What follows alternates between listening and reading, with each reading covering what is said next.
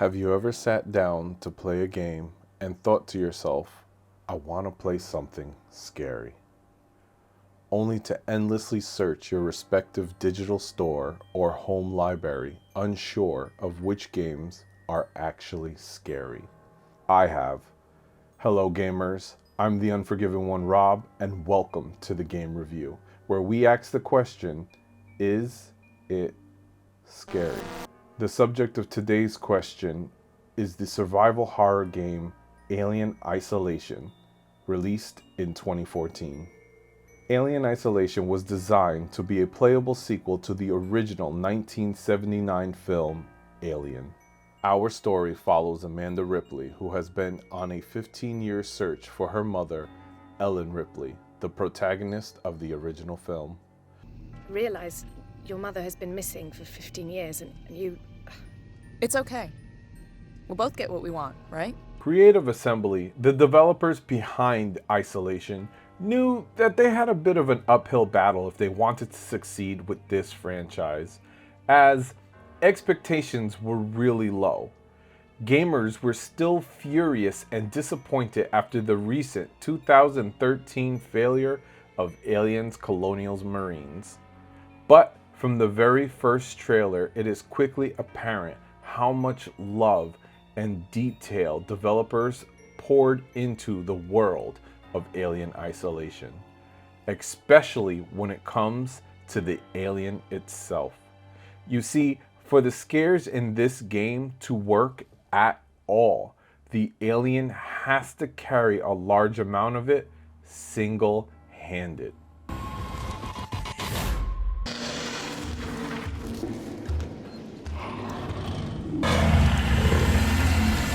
We wanted to make a game that recaptured that original experience. We wanted to make the alien scary again. The premise of the game in its simplest form being survive the alien. The alien itself is easily the scariest part of this title. Developers made an enemy like no other, forcing players to try and outsmart or outrun rather than directly encounter the alien. The success of this relied on the game's AI, or should I say, AIs.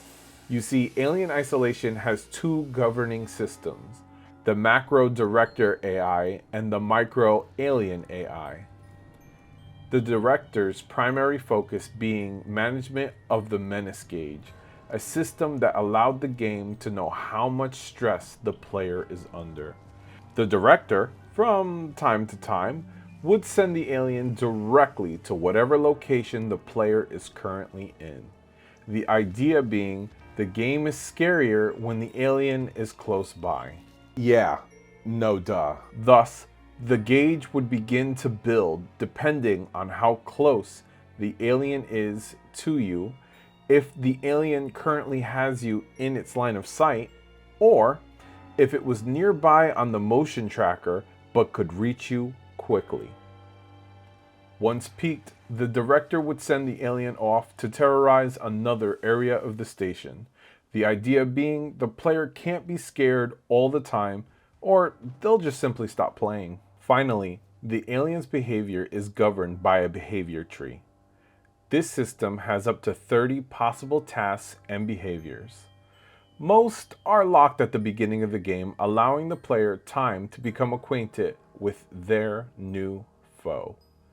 At certain narrative points, the game starts to unlock more sub-behaviors, meaning the longer you play, the more the alien exhibits its growing intelligence, making the player feel as though the alien is learning. Even if you're in hiding and the creature can't see you, and it doesn't know what your true goal is, it will still find ways to mess with all your plans. Developers figured the best way to do this was to keep most of the encounters with the alien unscripted. The developers referred to playtesting against the alien as going on safari, because they could never predict exactly what was going to happen during each playtest. Sometimes they'd barely encounter the Xeno at all, and other times they would die within about 5 minutes. It's a testament to their hard work in creating a dynamic and utterly terrifying creature, a sort of psychopathic serendipity.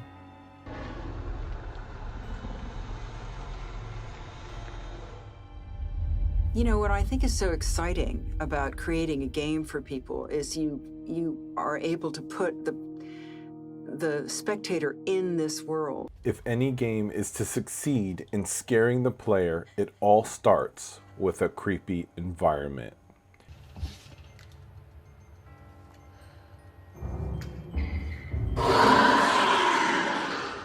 A majority of this game's runtime takes place on the decommissioned Sevastopol station.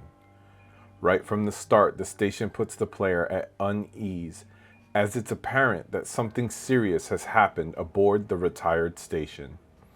Heavy damage and debris litter the halls, graffitied walls suggesting a breakdown in all social etiquette. Darkened areas and malfunctioning systems set the stage for all that is yet to come. It's these early sections of the game that showcase Isolation's incredible sound design that you'll be getting for the entire game. How could the sound design not be good when you consider the fact that 20th Century gave Creative Assembly One of the most exciting aspects of working on the sound for Alien Isolation was that we were given access to the original sound recordings from the first film. The audio director on Alien Isolation uses them to great effect. One example of this being the way the beep from the save station and the motion tracker are similar. So the player is never sure if they're close to safety or certain death. The environment and sound design working in tandem successfully nail the feel of Ridley Scott's original film.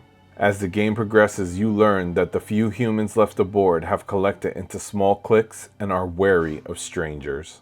Most humans you encounter will deem you a threat and attempt to kill you on sight.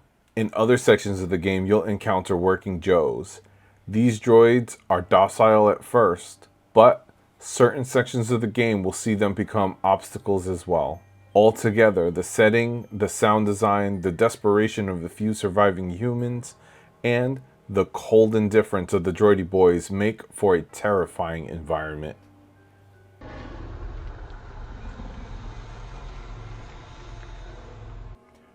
So, as previously stated, we know the alien was designed to be an unstoppable killing machine, and that its environment and sound design altogether encapsulate the heart and soul of Ridley Scott's original film.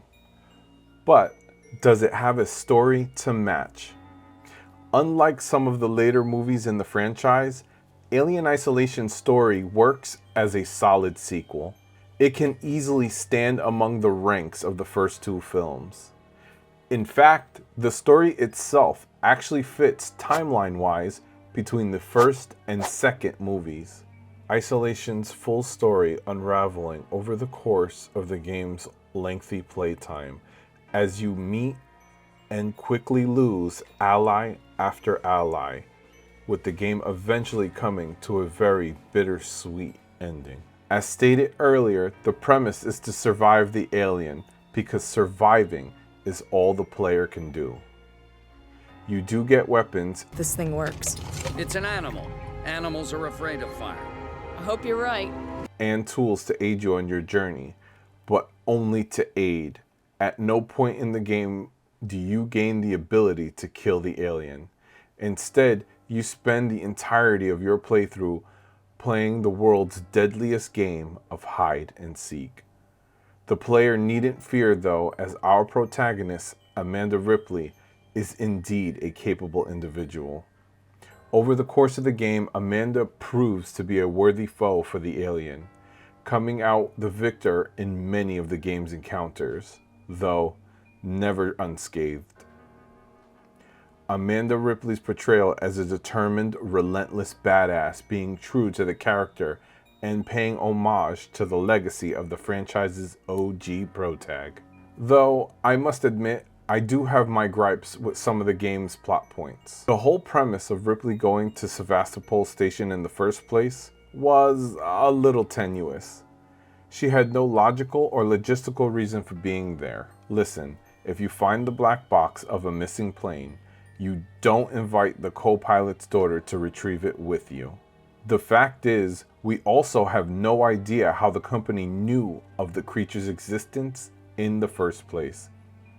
And if they knew about it, why did they think they could contain it? This doesn't just go for the game, but the franchise as a whole. Sons of bitches!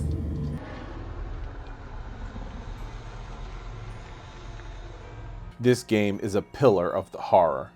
Alien Isolation is an achievement, an AI-driven game that holds your attention for the most part through the experience of interacting with a primary antagonist. It is a must-have for any horror enthusiast library.